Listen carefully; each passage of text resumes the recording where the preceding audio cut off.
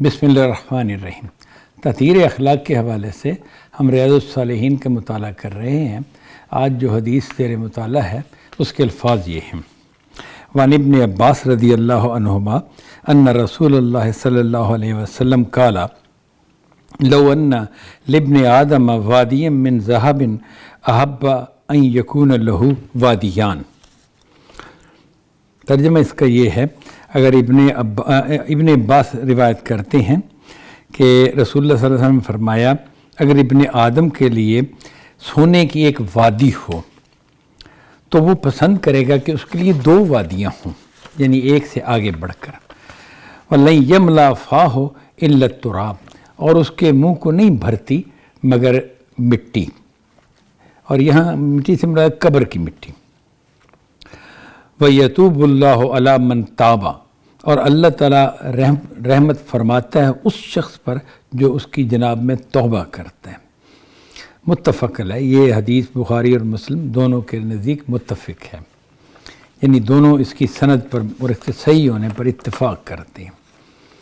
یہ الفاظ جو ہیں یہ بڑے اہم الفاظ ہیں اور بڑی ایک حقیقت کو بیان کر رہے ہیں کہ اگر ابن آدم جو ہے اس کو اللہ تعالیٰ ایک سونے کی بھری وادی کسے کہتے ہیں؟ پہاڑوں کا ایک سلسلہ چل رہا ہے ادھر اور ایک ادھر، اس کے درمیان کا جو میدان ہے اسے وادی کہتے ہیں۔ وہ ظاہر ہے بہت کھلا میدان ہوتا ہے، تو وہ اگر سونے سے بھری ہوئی مل جائے تو اب اس میں اور کیا چاہیے بندے کو؟ اتنی زیادہ دولت مل گئی، اتنی زیادہ دولت مل گئی، یعنی وہ اربوں کی دولت، یہ اربوں، اب کوئی بھی کہہ لیں، ڈالر کہہ لیں، کوئی اور سکہ کہہ لیں، اس سے بھی زیادہ کی بڑی بات ہے۔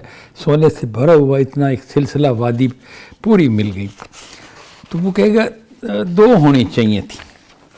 اور اس دو کا مطلب یہ نہیں ہے کہ صرف دو ہی وہ کہے گا، جو ہی دو ہو جائیں گی نا تو کہ نہیں تین ہوتی تو زیادہ اچھا تھا، اور جب تین ہو جائیں گی تو کہے گا کہ نہیں چار ہونی چاہیے، یہ تھوڑی ہیں۔ تو آپ نے فرمایا کہ نہیں یملا فاہ الا التراب، اس کے منہ کو کوئی چیز نہیں بھرتی، یعنی طلب اور حرص کو کوئی چیز اسے مطمئن نہیں کر سکتی مگر قبر کی مٹی، یعنی جب وہ مر جاتا ہے اور اس قابل ہی نہیں رہتا کہ وہ کوئی بات بھی کر سکے، جان نکل جاتی ہے اس کی، اب وہ ڈیمانڈ اس میں ختم ہو جاتی ہے، ظاہر ختم ہی ہو جانی ہے۔ تو فرمایا کہ اللہ تعالیٰ توبہ قبول کرتا ہے ان لوگوں کی جو اس کی جناب میں توبہ کرتے ہیں، اللہ کی رحمت ہوتی ہے اس پر جو توبہ کرتا ہے۔ اب اس کو دیکھیں تو ایک چیز یہ ہے کہ اس میں حرص کا بیان ہے کہ انسان حرص کرتا ہے، جتنا سونا ملے گا مزید حرص کرے گا، جتنی دولت ملے گی، نعمتیں ملیں گی، اس کی طمع، اس کا حرص بڑھتا ہی چلا جائے گا، رکے گا نہیں۔ یہ کیا معاملہ ہے؟ حرص تو فطرت ہے انسان کی، یعنی انسان کے اندر طلب پائی جاتی ہے، وہ چاہتا ہے کہ مجھے یہ نعمت ملے، یہ نعمت ملے، یہ نعمت ملے۔ تو لیکن اس پر تو اس حدیث میں تو تنقید کے حوالے سے بات کی گئی ہے۔ آپ یہ دیکھیں کہ انسان جس چیز کو خیر سمجھتا ہے نا، بھلائی سمجھتا ہے، نعمت سمجھتا ہے، یوں کہہ لیں، اس کی وہ حرص کرتا ہے۔ یہ اس کی اگر فطرت نہ ہو تو اس کا مطلب ہے کہ وہ بھلائیوں کو بھی نہیں چاہ سکتا۔ ادھر تو بیان یہ ہو نا کہ سونے کی وادی ہو تو وہ اس میں زیادہ سے زیادہ طلب کرے گا، لیکن آپ اسی طمع اور یہی حرص ہے جس کے حوالے سے اللہ تعالیٰ نے خود انسان کو کہا ہے۔ آیتیں مختلف آپ دیکھیں، سورہ اعراف میں جیسے ہے وَادْعُوهُ خَوْفًا وَطَمَعًا، وہ اللہ کو پکارتے ہیں خوف اور طمع کے ساتھ، اللہ سے ڈرتے ہوئے اور اللہ سے طمع کرتے ہوئے۔ کس بات کی طمع؟ بخشش کی، رحمت کی، جنت کی طمع۔ تو یہ تو طمع بڑی اچھی بات ہے، اس کو تو کوئی بھی برا نہیں کہے گا۔ تو اس کا مطلب طمع جو فطرت میں تھی اس کا رخ ٹھیک ہوا تو یہ تو مطلوب چیز ہے۔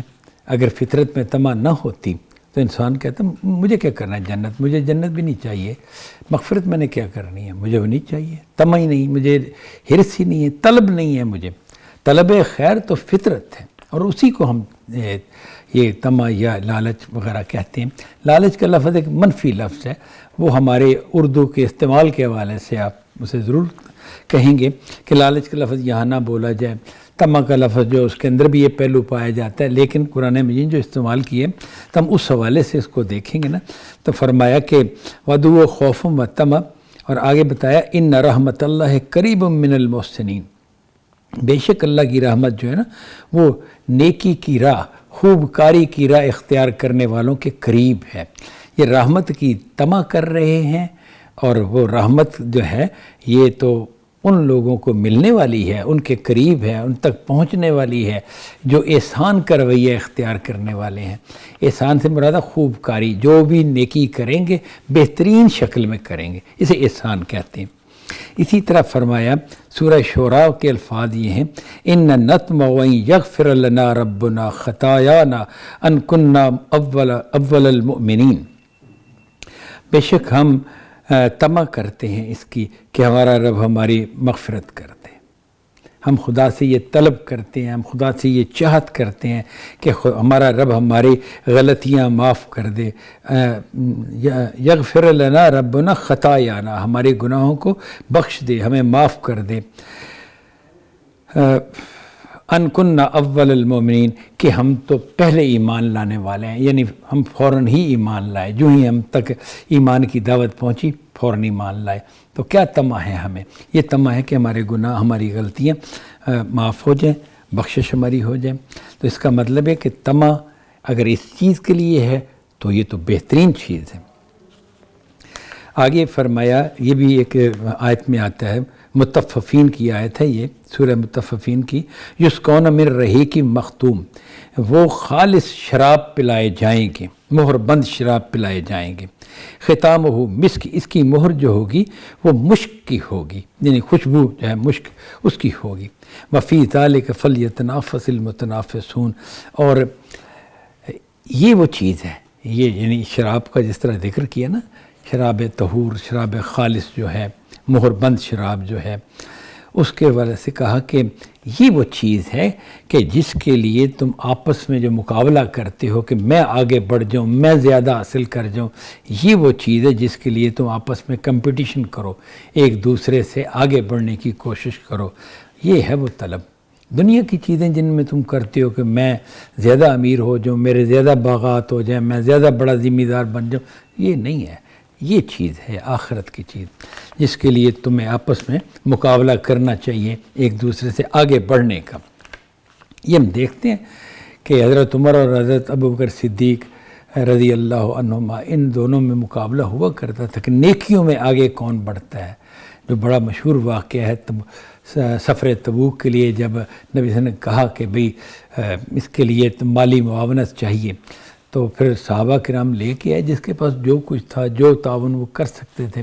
30,000 کا ایک بڑا لشکر تیار کیا جانا پیش نظر تھا، تو اس کی ضروریات کے لیے جو جو چیزیں تھیں، تو حضرت عمر نے یہ ذہن میں سوچا، باقاعدہ روایتوں میں آتا ہے کہ آج میرے پاس مطلب اس موقع پہ میرے پاس نقدی کافی موجود ہے، تو میں اس میں سے آدھا مال اللہ کی راہ میں دیتا ہوں۔ تو جب میں آدھا مال لاؤں گا تو ابو بکر کے پاس تو اتنا مال ہے ہی نہیں، تو میں ان سے آگے بڑھ جاؤں گا۔ اور ابو بکر صدیق جو لائے وہ سارا ہی گھر کی چیزیں اٹھا لائے، ہر چیز اٹھا لائے۔ تو ظاہر حضرت عمر نے دیکھا تو اس وقت تو انہوں نے کہا کہ آپ سے آگے نہیں بڑھ سکتا کوئی بندہ، یعنی آپ کے ساتھ مقابلہ نہیں کیا جا سکتا۔ تو یہ کمپٹیشن جو تھا یہ آخرت کے لیے تھا، آخرت کے لالچ تھا نا، آخرت کا حرص کہہ لیں، آپ اسے طمع کہہ لیں، جو بھی لفظ اس کے لیے بولیں، تو وہ تو حق بات ہے، وہ اللہ تعالیٰ نے اس کی طلب ہمارے اندر رکھی بھی ہے، ہماری فطرت میں رکھی ہے، اور وہ کہتا ہے کہ عارضی چیزوں کی طلب نہ کرو، جو ابدی چیزیں ہیں ہمیشہ، اور خدا کی رحمت ہے، خدا کی رضا ہے، اس کی طمع کرو، اس کو طلب کرو۔ جو زیر بحث حدیث ہے اس کے اندر بتایا گیا کہ ایک آدمی جو سونے کی وادی پائے گا تو وہ دوسری طلب کرے گا۔ تو یہاں پہ غلطی کیا ہو رہی ہے کہ وہ طلب کا جذبہ، وہ طمع کا جذبہ جو آخرت طلب کرنے کے لیے رکھا گیا تھا، بندے نے آخرت کو بھول کر دنیا کی دولت کو، اس عارضی دنیا کی دولت کو اپنے لیے چاہا۔ یہ اس طرح چاہا ہی نہیں جا سکتا جب تک انسان دنیا کو آخرت پر ترجیح نہ دے، دنیا کو فوقیت نہ دے، آخرت سے زیادہ اہمیت نہ دے۔ جب آخرت سے زیادہ اہمیت دے گا تو پھر وہ سب کچھ یہاں چاہے گا، تو یہاں نہیں چاہے گا تو کہاں؟ یہاں جب چاہے گا تو پھر کس جگہ نہیں چاہے گا؟ یعنی آخرت میں۔ اور وہاں طریقہ کیا تھا کمائی کا؟ اس دولت کو خیرات کرو اللہ کی راہ میں. اس دولت کو کم یہ خیرات کریں گے تو کم ہوگی نا. اب جو فرض خیرات ہے یا صدقہ کہہ لیں، فرض صدقہ وہ تو زکوٰۃ ہے، وہ تو دیں.